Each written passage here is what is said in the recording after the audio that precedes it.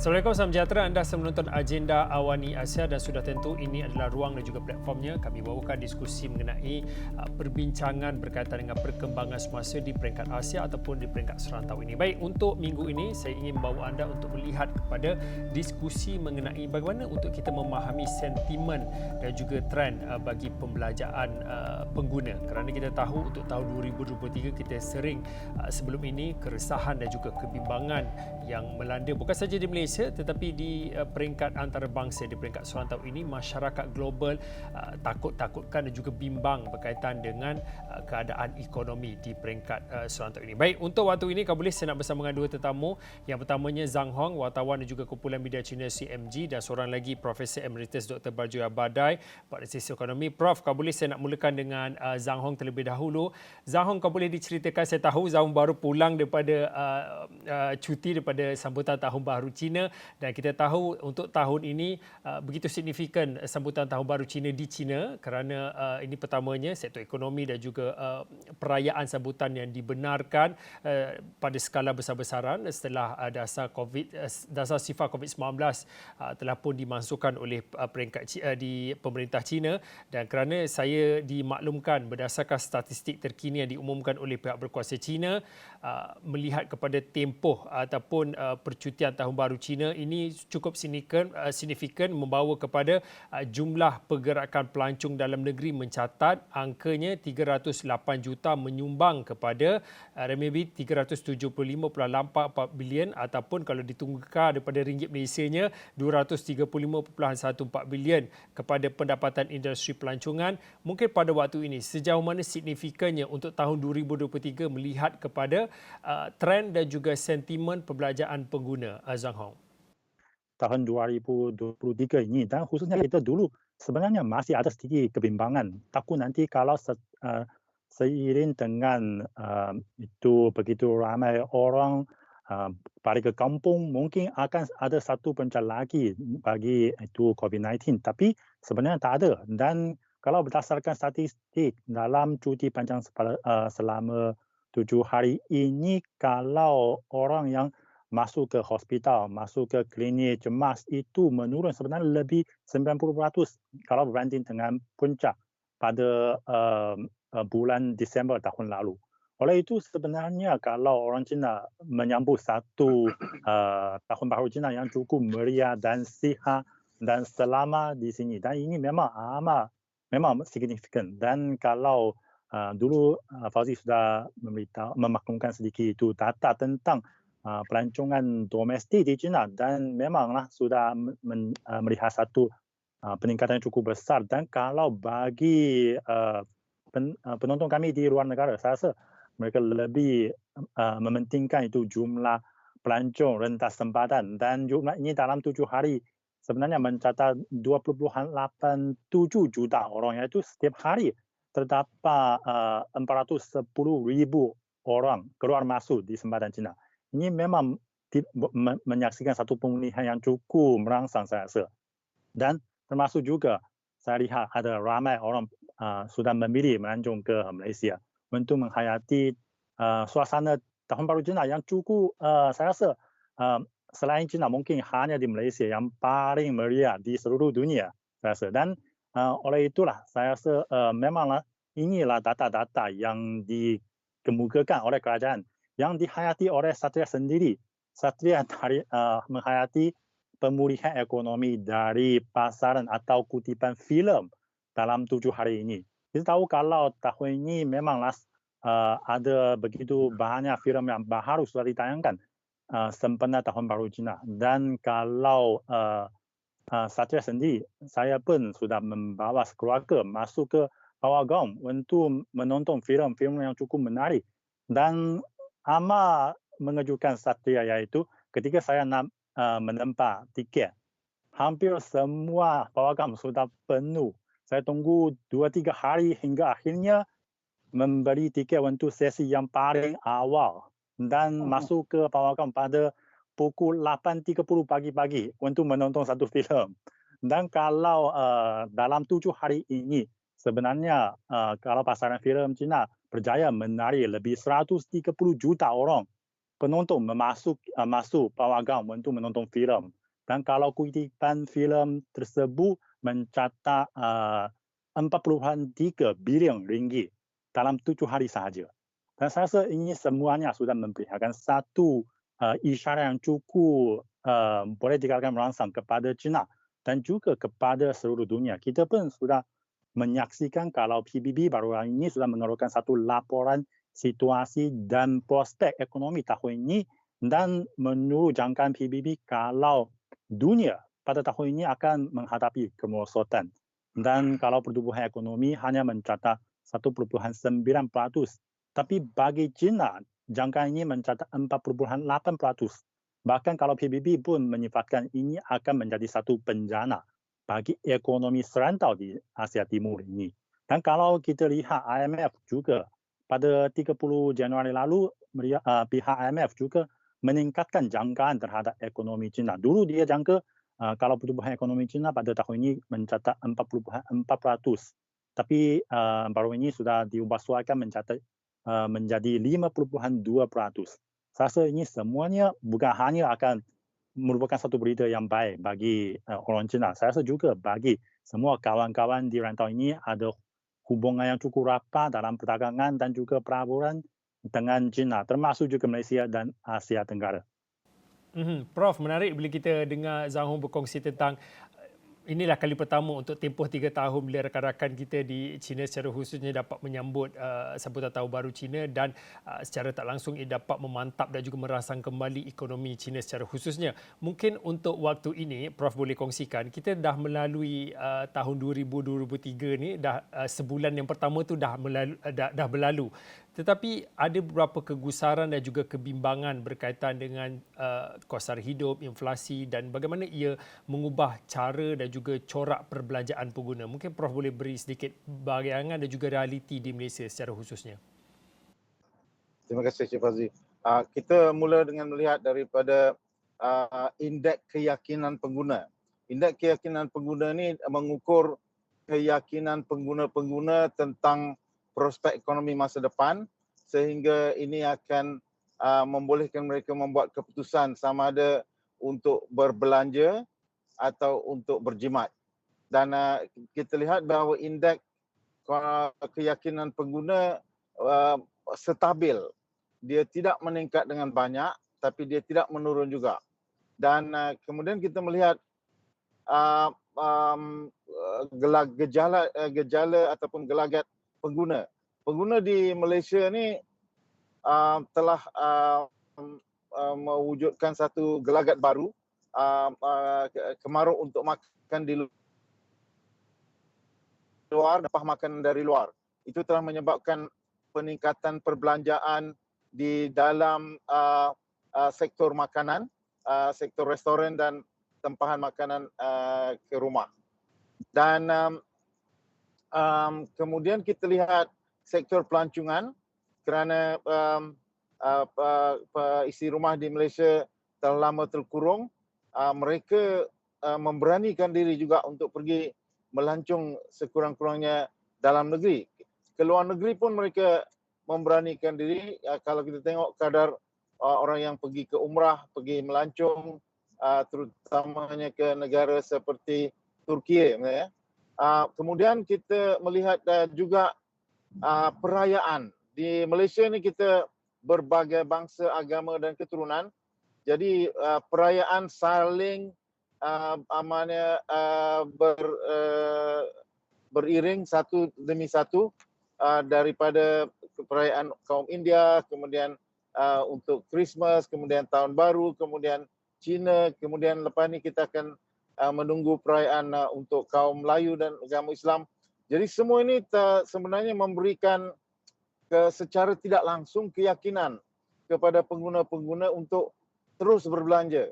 Dan kita perlu pengguna-pengguna untuk mengekalkan keyakinan ini kerana kalau mereka berhenti berbelanja, itu bagus untuk kesan inflasi tetapi dia tidak bagus untuk kadar pertumbuhan negara. Prof menyatakan ada keyakinan yang disandarkan apabila melihat ada perayaan besar disambut khususnya di Malaysia ni, kita tahu seperti yang Prof katakan ada beberapa lah sambutan perayaan itu sebenarnya cukup signifikan akan memberi impak kepada corak pembelanjaan bagi pengguna di Malaysia. Tetapi secara khususnya Prof ada yang katakan bagus juga kalau kurang berbelanja itu nanti bolehlah kawal inflasi. Tetapi dalam sudut dan juga memahami realiti semasa, kos harga hidup dan juga inflasi yang tinggi walaupun dalam laporan Jabatan Perangkaan sedikit reda untuk bulan Disember, bagaimana Prof melihat kepada trend orang ramai dan juga pengguna, adakah mereka akan lebih berjimat cermat selepas ini ataupun bagaimana Prof?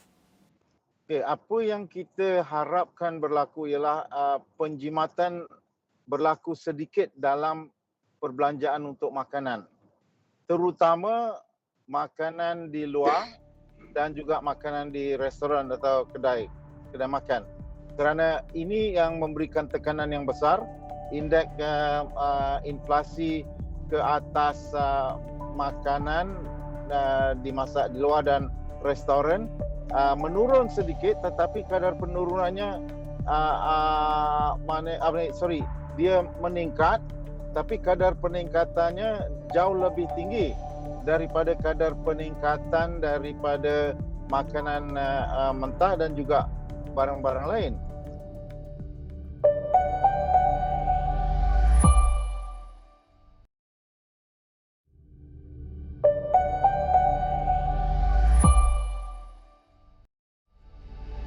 Saya nak kembali kepada Zhang Hong. Zhang Hong mungkin boleh kongsikan betapa dan juga sejauh mana pentingnya untuk usaha-usaha juga inisiatif-inisiatif yang dilakukan oleh pihak pemerintah China untuk memantapkan pasaran perbelanjaan pengguna. Mungkin boleh dikongsikan, adakah ada inisiatif-inisiatif tertentu untuk ataupun pemberian tunai ataupun subsidi yang dilakukan oleh pemerintah China untuk menggalakkan lagi pasaran perbelanjaan pengguna di China, Zhang Hong?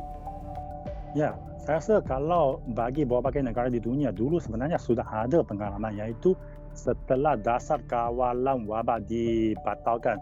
Biasanya kalau ke zaman berbelanja, penduduk akan meningkat. Dan seterusnya kita lihat berbagai negara macam Amerika Syarikat terus menghadapi inflasi. Dan kalau di Amerika Syarikat sebenarnya dan beberapa negara lain, kita tengok ke zaman berbelanja para penduduk ini dirangsang dengan kerajaan langsung memberi wang kepada sebagai subsidi lah kepada penduduk, dan mereka menggunakan wang ini untuk membeli belah, dan selepas wang ini habis mereka sebenarnya tak ada wang lagi atau simpanan lagi untuk meneruskan keazaman tersebut dalam pasaran. Oleh itu saya rasa ini sebenarnya ada sedikit perbezaan dengan keadaan di China. Kalau di China itu berbelanja, keazaman berbelanja sekarang sudah terbukti pada tahun baru TBC ini sebenarnya berasaskan simpanan dana orang penduduk China yang cukup besar dalam bank. Kita tahu kalau orang China sebenarnya suka menyimpan wang dalam bank, dan boleh dikatakan amat menjimat. Ini sifat orang China punya. Khususnya ketika kita dalam 3 tahun pandemik ini, sebenarnya ramai orang memilih, mereka amat teliti ketika melabur atau membeli belah. Oleh itu sebenarnya lebih banyak wang disimpan ke dalam bank. Kalau menurut statistik pada tahun lalu, simpanan yang menambah lebih 10 trilion ringgit pada tahun 2021. Tapi keazaman ini, itu membeli belah atau berbelanja akan terbuka pada tahun ini. Dan khususnya mengapa mereka sudah berani untuk membeli belah atau berbelanja. Kita tengok ini perlu ada sokongan dari kerajaan. Macam kerajaan perlu menyediakan cukup banyak peluang kerja supaya rakyat mendapat pendapatan yang terjamin. Barulah mereka berani untuk berbelanja, untuk membeli belah dengan simpanan mereka. Dan justru kita lihat sebenarnya kita tahu kalau sekarang di China masih belum keluar dari tempoh sambutan Tahun Baru China. Kita tahu selepas Cap Gomeh baru ada sebagai satu tahap yang berakhirnya sambutan Tahun Baru China. Tapi sebelum ini sudah ada ramai syarikat-syarikat dan kerajaan khususnya dari kawasan yang di pantai timur dan selatan, iaitu kawasan yang ekonominya mereka cukup maju sedikit. Mereka sudah boleh dikatakan hantar bas, bahkan pesawat terbang khas ke berbagai bandar-bandar di bahagian barat, di tengah, untuk menyambut balik itu pekerja migran dari tempatan. Kerana mereka tahu nanti setelah ekonomi dibuka semula, tenaga kerja ini akan menjadi satu sumber yang cukup terhad bagi berbagai kilang-kilang yang perlu memulihkan kapasiti pengeluaran mereka.